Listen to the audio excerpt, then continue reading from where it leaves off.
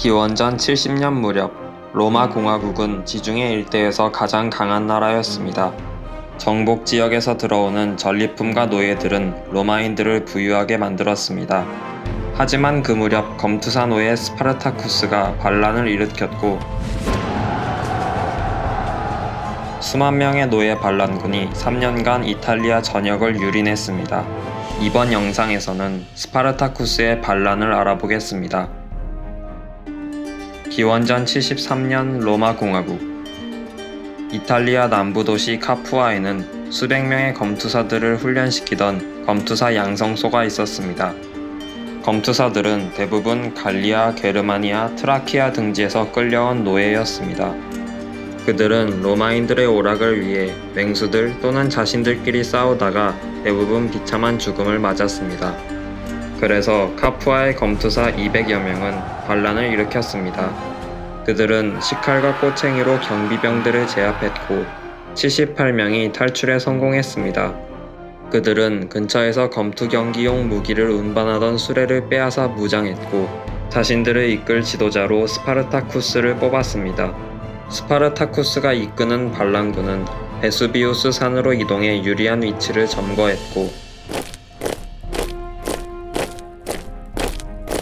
그곳에서 카푸아에서 보낸 군대를 물리쳤습니다. 그 후 반란군은 주변의 부유한 농장과 빌라들을 약탈했고 수천 명의 노예들이 반란에 합류했습니다. 로마 원로원은 법무관 클로디우스에게 로마군 3,000명을 맡겨 반란을 진압하게 했습니다.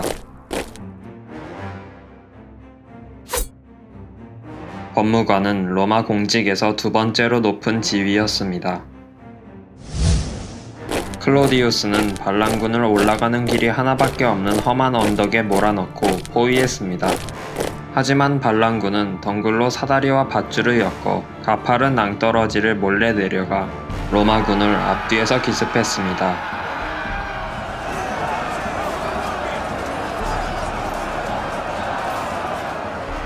로마군은 거의 전멸했습니다.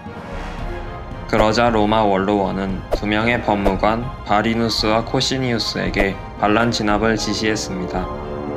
스파르타쿠스는 우선 선발대인 프리우스의 부대를 패배시켰습니다.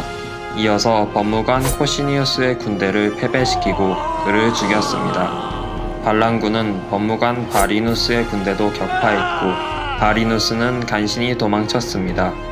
반란군은 이탈리아 남부 곳곳을 돌며 로마 시민들을 죽이고 약탈했으며 많은 노예들을 끌어들여 그 수가 4만 명에 달했습니다. 남은 병력을 모아 반란군을 추격하던 바리누스의 군대는 스파르타쿠스에게 다시 한번 패배당했습니다. 그러자 로마 원로원은 가장 높은 수준의 조치를 취했는데 최고 공직자였던 집정관 2명이 모두 반란 진압에 투입되었습니다. 그렇지만 반란군에게는 운이 좋게도 당시 로마에 숙련된 군단들은 다른 전선에서 싸우고 있었습니다. 서쪽에서는 세르토리우스와의 전쟁이, 동쪽에서는 폰토스 왕국과의 전쟁이 있었습니다. 이 전쟁들에 이미 많은 로마 병사들이 투입되었기 때문에 집정관들은 각각 1만의 병력으로 반란을 진압해야 했습니다.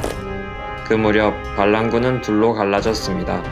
주로 게르만족으로 구성된 1만 명의 반란군은 크릭수스의 지휘 아래 계속 이탈리아 남부를 약탈했습니다. 스파르타쿠스가 이끄는 나머지 3만의 반란군은 북쪽으로 향했습니다. 분리의 구체적인 이유는 알 수 없지만 향후 계획에 대한 의견이나 민족 차이 때문으로 추정됩니다. 집정관 갤리우스는 가르가누스 산에서 크릭수스를 크게 이겼습니다. 반란군은 격렬히 싸웠지만 크릭수스와 그의 병력의 3분의 2가 전사했습니다. 두 로마군 사이에 갇힐 위기에 처한 스파르타쿠스는 빠르게 북쪽으로 행군해 집정관 렌툴루스의 군대를 기습했고 승리했습니다. 그 다음 집정관 갤리우스의 군대도 무찔렀습니다.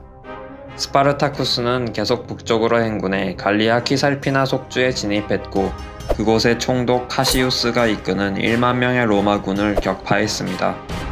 또한 2명의 패배한 집정관들이 병력을 모아 접근해 왔지만 역시 반란군이 승리했습니다. 스파르타쿠스는 로마군을 상대로 승리를 거듭했고 휘하 반란군의 숫자는 계속 늘어났습니다. 하지만 그 무렵 로마에서는 크라수스 장군이 반란 진압에 대한 전권을 잡았는데 그는 전임자들보다 훨씬 능력있고 야망이 큰 장군이었습니다. 스파르타쿠스와 크라수스의 이야기는 다음 영상에서 하겠습니다. 시청해주셔서 감사합니다.